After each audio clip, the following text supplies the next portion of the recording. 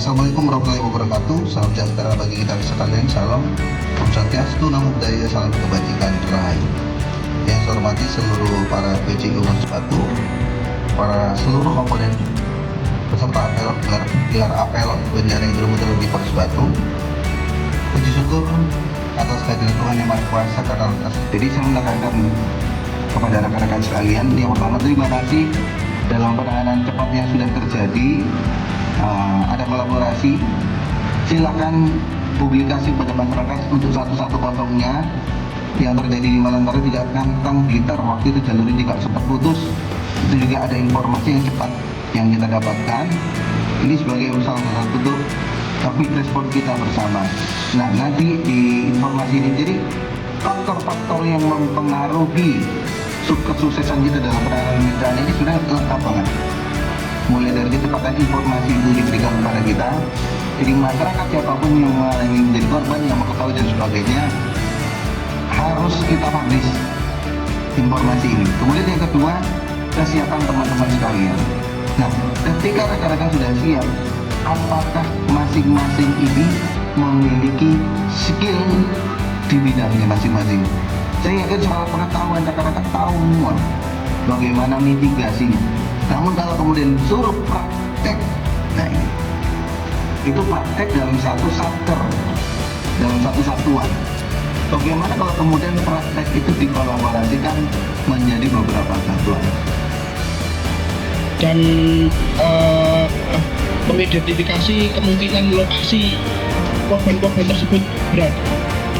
Kendaraan apa yang akan kamu bawa? Sumber daya apa? Sarpras apa? Agent yang pertama, karena daerahnya sudah mulai kemungkinan padat, kita membawa Ramor F2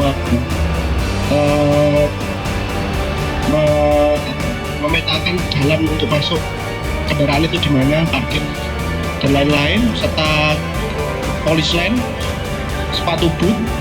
Kami akan segera ke lokasi dan tentunya sekarang ada grup WA, yaitu kita sudah masuk di grup RT RW dan kepala desa. Kita akan share di situ, minta tolong bantuannya.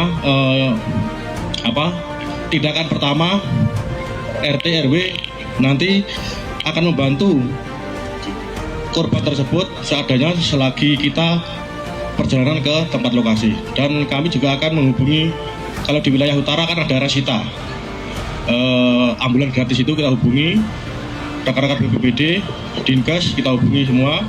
Habis itu kita sampai lokasi, kita akan membantu mendata korban berapa orang dan kerugian-kerugian apa, material dari kerugian personil. Akan kita laporkan semuanya, kita data. Setelah itu kita bantu-bantu, apalagi yang hanyut tadi kita koordinasi dengan BPBD, Dinkes, semuanya semaksimal kita akan membantu korban supaya cepat dilarikan ke rumah sakit atau Rasita yang kita hubungi tadi. Kita akan tanyakan data untuk korban, jumlah korban sama pendataan tingkat keparahannya dulu. Oke. Jika sudah didapat beberapa macam tingkat keparahan, kita akan pilah-pilah lagi. Kalau di lapangan ada triase lapangan untuk tingkat keparahan korban. Triase lapangan ya. Teman-teman tahu nggak triase lapangan ini? Cara kita untuk memilah tingkat keparahan korban yang ada di data yang diterima, ada hijau, kuning, dan merah, dan yang terakhir hitam. Hitam adalah korban yang meninggal. Kalau merah korban gawat darurat, kuning itu gawat tidak darurat, kalau hijau bisa ditangani atau rawat jalan kalau misalnya. Ada perbedaan dari rumah sakit dan lapangan. Kalau di rumah sakit, tingkat yang paling parah itu didulukan.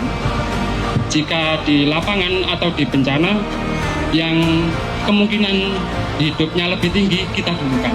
Jadi gini Pak, ketika kami mendapatkan laporan, nah itu kita lakukan kaji cepat.